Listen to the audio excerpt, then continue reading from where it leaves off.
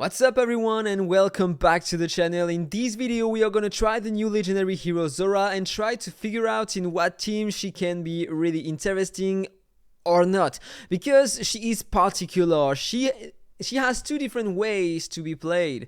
The first one is in a direct damage team and the second one is in a poison team, or at least with another poisoner. Because when you have a look to the skills, as I said on my previous video, she can't apply poison herself. She needs already a poison on the target in order to apply an extra poison or a Viper Venom. But her entire mechanic is based around the Viper Venom, so if you can't apply any poisons on enemies, then you won't be able to place Viper Venom on them, and so you are gonna lack a lot of damage. But let's have a look to the coefficient of the skills and see if she can do a lot of damage.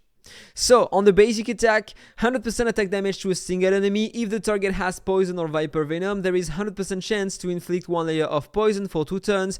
And if the target has poison or Viper Venom, she's gonna deal 220% at more attack poison damage. Otherwise, she's gonna deal 220% attack damage that ignores the defense. In terms of PvP, 100% attack damage and 220 ignoring the defense, probably on the basic attack this is gonna be great. So if you are using her with Ben Austin, for example, with a Rista also to increase her attack, or maybe an Esther to increase her piercing rate, on the basic attack she could probably do a lot of direct damage. It can be interesting. First active skill, 100% attack damage to all enemies. If the target have poison or Viper Venom, there is a 100% chance to inflict 1 extra poison for 2 turns, with 80% chance to reduce the target's attack by 40% for 2 turns. You need another poisoner to be able to use the attack down 40% on enemies. That's bad.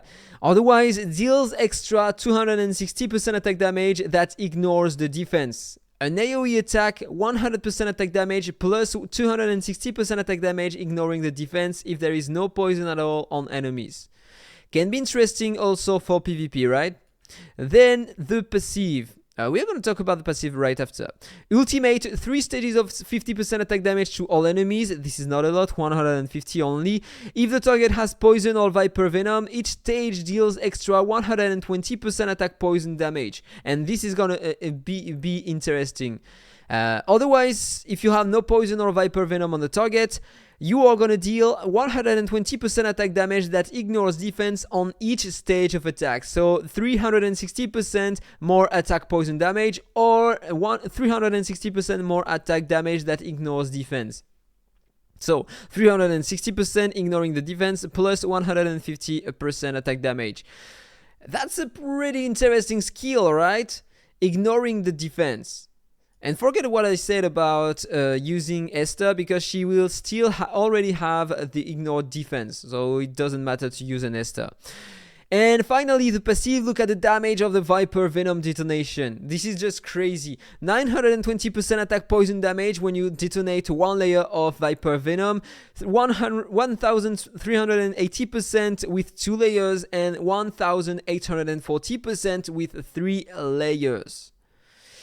So if you are playing her with a poison team, of course you are gonna deal a nice amount of damage with her. But her direct damage are still interesting outside of that. The bad thing is, in order to apply Viper Venom, as it is written on the passive here, you need to target an enemy with poison. If the target doesn't have poison, you can't apply Viper Venom, and so you can't lower the attack of the target. With the first active skill and with the exclusive one, you can't lower the speed by 40%. So, up to 3 layers of Viper Venom can be inflicted, and if the target doesn't have any poison, you are going to increase the crit rate and the crit damage of your basic attack. 30% more crit rate on the basic attack and 60% more crit damage on the basic attack. So one more time, she can be really strong with direct damage only in terms of PvP, I think, or who knows, maybe against Ifrit and Growlin, who takes more direct damage in dungeons. I don't know. We will have to try that, but I need to summon her in order to try that, right? So then after Poisonous Arrow, Rain, or Viper Twist, the first active skill or the ultimate deals damage, it's gonna detonate every layers of Viper detonation, Viper Venom. Every one layer of Viper Venom detonated reduces the cooldown of all her skills by 1 turn. And this is gonna be really interesting. Also, enemies such as Ben Austin can't increase your cooldowns on the skills, and you can't refresh your cooldowns using a focus or another hero such as Marvel or Lydia. So be careful if you have her and if you want to use her in your PvP teams or PvE teams. So let's check her exclusives now. The first one, when she detonates Viper Venom, she has a 40% chance up to 80% chance to reduce the target speed by 40%. The more layers detonated, the higher the chance, so it has a variation between 40% and 80% chance depending on the number of detonations. Also, if she had never detonated any Viper Venom during 3 turns, she's going to increase her own crit damage by 60% for 2 turns at the end of the 3rd turn without detonation of Viper Venom. This is interesting, right?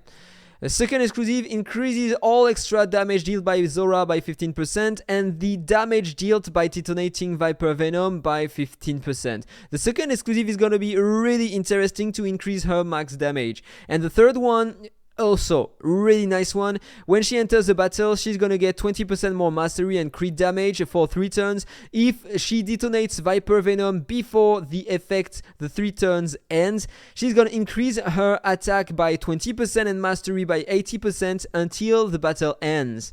That's great. And if you can't apply Viper Venom and detonate it, otherwise you are gonna increase her attack by 20% and crit damage by 80% until the end of the battle.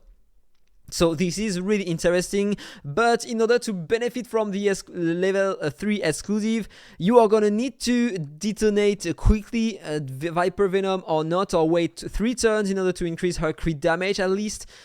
So in terms of PvP, normally you want to kill enemies really fast, and here it's gonna take a bit more time. But in PvE, in Dwarven Ruins for example, against Efreet or Growlen, who takes more direct damage, maybe it's gonna be interesting to have that until the end of the battle. So first wave, second wave, and third wave, this is one battle, right? So normally if you can acquire that on the first wave, you have that until the end of the fight. Interesting. So let's try her in a poison team first, and then we are going to try to use her in a PvP team. So first of all, I want to lower her exclusives in order to see if that does make a difference. This is the team I'm going to use.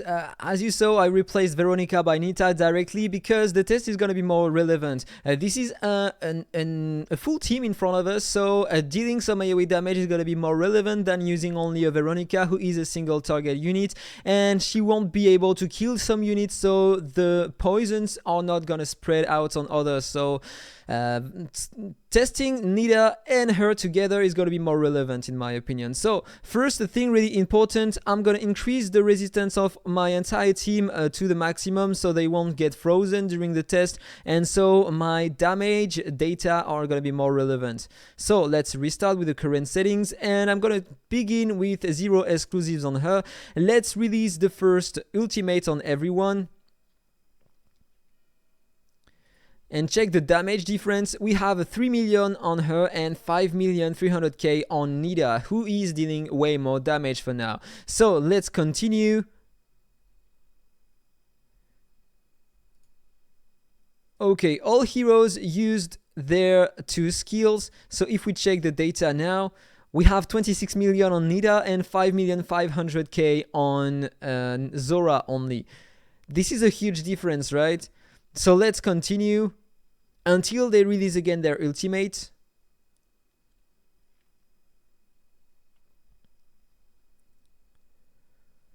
Okay, this is it. And Dakota, perfect. Now let's check the final result. 27 million on her and 58 million on Nita. This is double the damage on Nita, right? But she has 5 exclusives, so we are going to try to increase her exclusive level and see if it does make a difference. The damage on others are pretty interesting though. Melo deals high damage because she makes other pursuits, and then we have Dakota, who deals a lot of damage, but it's mostly single target damage on her ultimate, but she releases crazy damage at once. And Magdi deals some damage based on the the toxic imprint on enemies with the extra poison damage. So let's put one exclusive on her. It shouldn't change many things because she is going to be able to put a speed down on some enemies when she's going to release some detonation, venom detonation. But in order to put some venoms on enemies, you need to have already a poison on them and to use a basic attack with her, so it's going to be a bit difficult. As you can see, for now, no enemy have the venom, only one here. And it's gonna take some time before she detonates it. Still no speed down, right? She's gonna release her ultimate, detonate the venom, and now speed down 40%. And let's check the damage again. Okay, it's almost the same as before. Nothing changed. So maybe I have to change the smart casting of the team. So let's try to use that skill with my heroes. So maybe they are gonna pursuit earlier, and so she's gonna use a basic attack first. I'm not even sure if it is gonna work though, because at the beginning of the wave normally they won't have enough poison enhancement. You know what? Let's check. Let's just check. So auto. No, they didn't pursuit.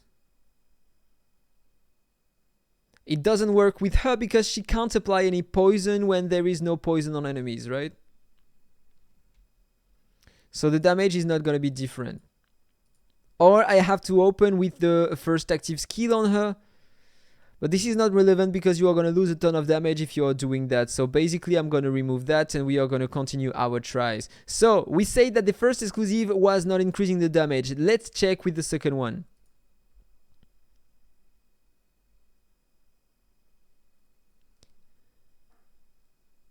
Okay.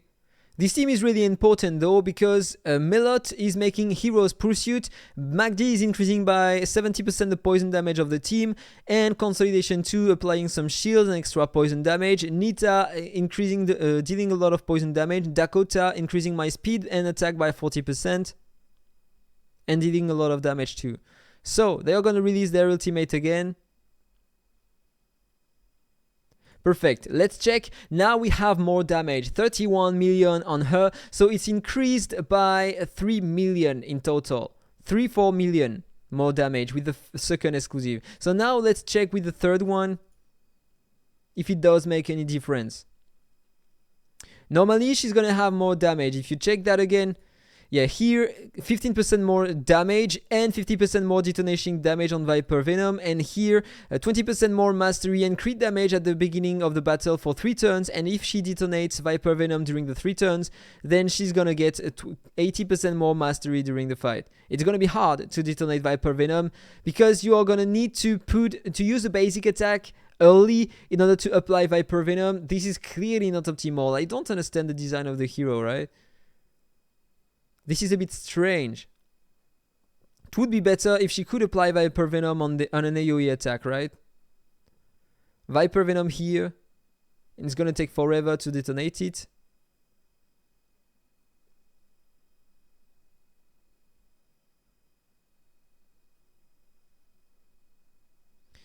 And ultimate again.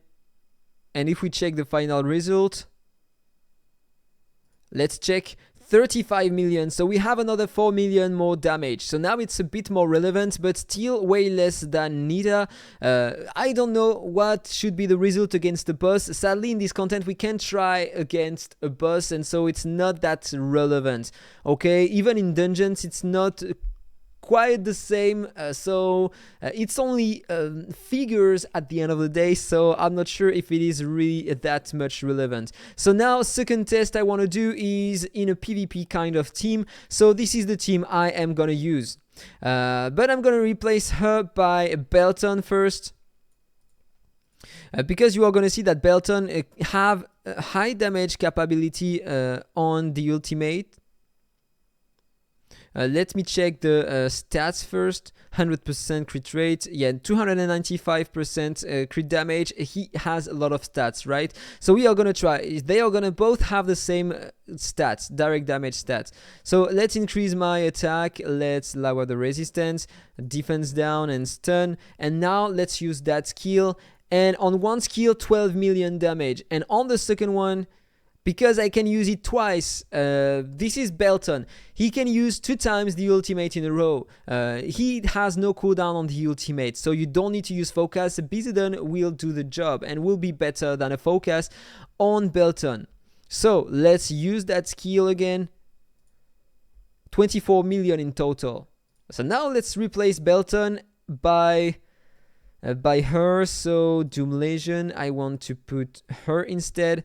You are gonna see she has the same stats, 100%, but she has 20% more crit damage at the beginning of the wave. So let's try with that and let's see how much damage I can do with her. Ultimate and ultimate. Let's check. Pretty nice, right? 11 million, almost the same as Belton. But the problem is that now, if I try to get her cooldowns, it's not gonna work. So I can't use again the ultimate. I'm forced to use that skill, and you are gonna see it doesn't make a huge difference in damage. 18 million. So 18 million, and Belton had 24 million. 6 million more damage using Belton with focus. This is a huge difference. But she is still really interesting, especially if you don't have Belton, or if you need a hero for the Green Mark Tower maybe, or to complete your poison team. She is gonna be really interesting. But outside of that, it's sad that in dungeons, in Faction Abyss, she won't be able to bring the attack down and the speed down on bosses. She needs another poisoner, but there is no other poisoner in this faction. It would be nice if the attack down here wasn't conditioned on poison and viper venom on the target, and same for the speed down. It should be applied directly. Tell me what you think about that in a comment below. Hope you enjoyed the video. If it's the case, don't forget to like, comment and subscribe. Have a nice day and see you soon. Bye bye.